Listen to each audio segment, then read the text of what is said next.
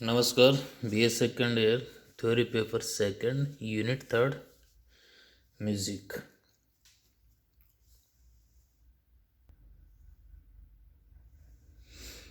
Topic है मध्यकालीन संगीत का उल्लेख करते हुए भारतीय संगीत का इतिहास।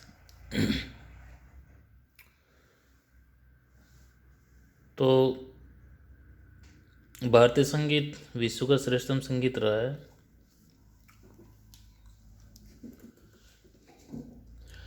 क्योंकि ये संगीत सर्वाधिक प्राचीन तथा अनोखा माना जाता है। मतलब विभिन्नता बहुत ज़्यादा है, इसलिए विश्व का सबसे श्रेष्ठतम संगीत माना जाता है। तो लिखित रूप से हमें भारतीय संगीत की जानकारी कम ही प्राप्त होती है। जैसे सिंधु घाटी की सभ्यता आदि की जानकारी केवल वहाँ से प्राप्त हुई वस्तुओं के आधार पर मिलती है, क्योंकि सिंधु घाटी सभ्यता की लिपि को समझा नहीं गया, पढ़ा नहीं जा सका अभी तक। लेकिन उस वक्त संगीत था ऐसे वहाँ के पाषाणों से मूर्तियों से जो प्राप्त हुई है खुदाई में, उनसे उल्लेख होता है कि उस वक्त भी संगीत सुचारू रूप से विकसित रूप से प्रचलित था।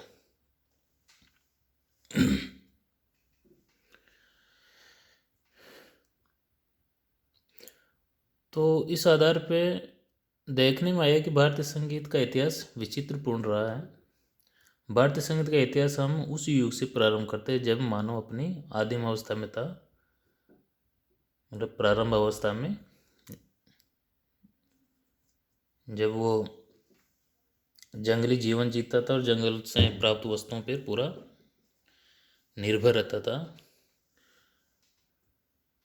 तो उस समय भी कहीं ना कहीं संगीत का सहारा लिया होगा, ऐसा हम मान सकते हैं। तो समय के साथ साथ मानव ने उन्नति की तथा विकास के पथ पर आगे बढ़ता गया।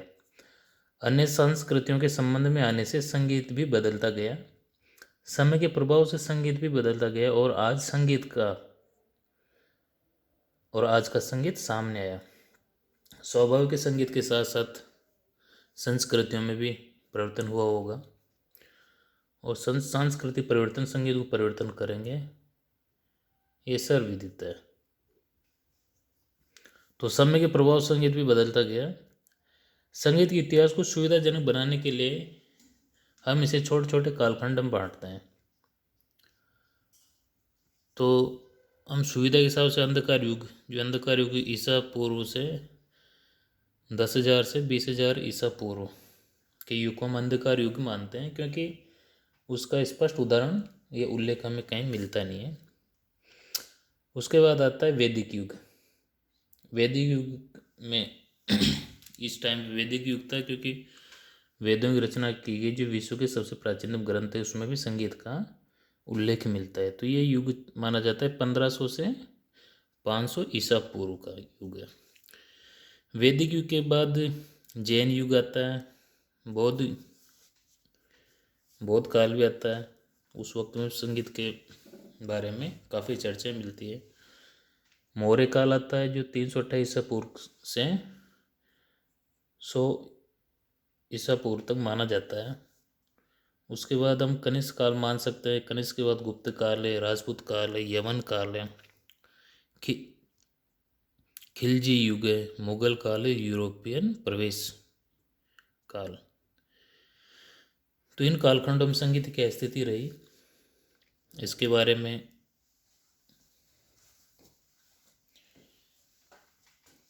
जानेंगे। लेकिन हमारा टॉपिक मध्यकालीन संगीत का उल्लेख। तो मध्यकालीन संगीत राजपूत काल से माना जाता है, जो यूरोपियन प्रवेश तक मध्यकाल माना जाता है। तो इस काल के दौरान संगीत की क्या स्थिति रही, क्या क्या विकास हुए, उनके बारे में जानेंगे। तो मध्यकालीन संगीत मध्य युग 800 ईस्वी से 1800 ईस्वी तक माना जाता है। इस काल में संगीत की स्थिति के बारे में निम्न संदर्भ है। तो राजपूत काल, हालांकि राजपूत काल 647 ईस्वी से 1000 ईस्वी तक माना जाता है। तो राजपूतों की स्त्रियां संगीत से काफ़ी प्रेम रखती थी। इस काल में घरानों की नींव पड़ गई थी। घरानों के बारे में हम पहले बता चुके हैं। संगीतकार अपना ज्ञान दूसरों को नहीं बतलाते थे, वे इसे छिपा कर रखते थे। ये घरानों की विशेषताओं में प्रमुख विशेषता है। तो इस काल में प्रसिद्ध नाटककार भवभूति हुए, जिन्होंने महावीर चरित, मालती माधव आदि ग्रंथ लिखे। यह काल संगीतमय नाटकों का था। इसी काल में महान कवि जयदेव भी हुए। जयदेव ने जयदेव ने गीत गोविंद की रचना की। ये प्रसिद्ध ग्रंथ है, जो ये ग्रंथ संपूर्ण संगीतमय है, अर्थात ये इसके हर पदों में संगीत का उपयोग हुआ है, अर्थात गेय रूप में रचित ग्रंथ है। चिकित्सा शास्त्र पर बाणभट्ट ने ग्रंथ लिखा। इसी काल में भारतीय संगीत के साथ यवन संगीत का प्रचार होने लगा, अर्थात विदेशी आक्रमणकारी मध्य एशिया से भारत में आने लगे, तो उनके संगीत का भी प्रचार होने लगा। तो इस काल में नृत्य का काफ़ी प्रचार हुआ। लगभग इसी काल के अंत तक संगीत की उत्तरी और दक्षिणी संगीत पद्धतियाँ या धाराएं अलग होने लगी, क्योंकि उत्तरी हिंदुस्तानी संगीत पद्धति और दक्षिणी हिंदुस्तानी संगीत पद्धतियाँ अलग अलग होने लग गई थी। इसी काल में नारदी शिक्षा ग्रंथ भी मिलता है। इसे 7 ग्रामों का वर्णन मिलता है। नारदी शिक्षा में 7 ग्रामों का वर्णन मिलता है।